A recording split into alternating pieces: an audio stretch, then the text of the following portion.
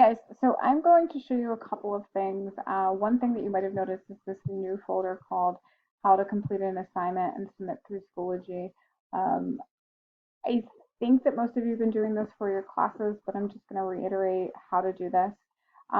So if you go and you click on the folder, it will have a step-by-step procedure on how to submit assignments through Schoology. There are a couple of different ways that you can do this. The one that I'm preferring now is OneDrive.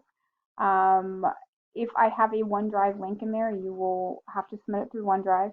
There will also be, you can download the file and then type in the stuff, and then you could also just type right into Schoology. My preferred method is going to be OneDrive, and the other two are not always going to be available.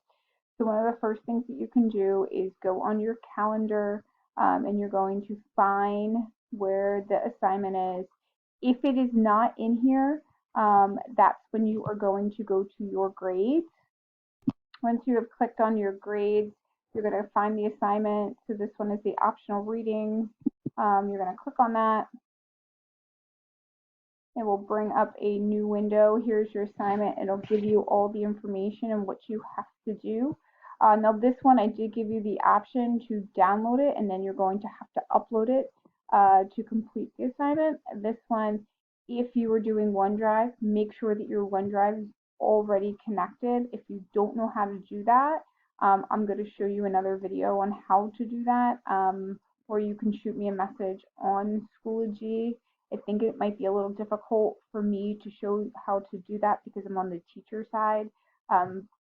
But you will have to log in to Schoology through BCPS1, and then on BCPS1 you'll be able to get into OneDrive, and then you will log in with all of your credentials that you use for BCPS.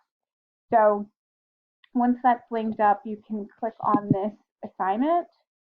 It will open something like this, and then it shouldn't say private access only, but it will say something along the lines of like your folder, and then you'll be able to type into it. Now I'm going to show you how to just download and then upload. There's a lot of steps in this one. This is why I like OneDrive a little bit better, because it also automatically saves it for you. So you will find the assignment. So let's just say I said go to sample 1. You're going to click on the sample 1. Then you are going to click on the assignment. Click on the assignment.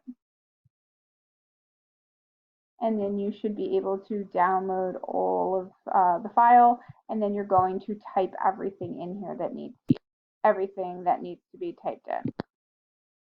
Okay, once you have submitted or done your file, and then you want to submit it, and say you accidentally uploaded it already and it's not correct, you're going to hit add submission to your profile, create your first portfolio, and that is not correct.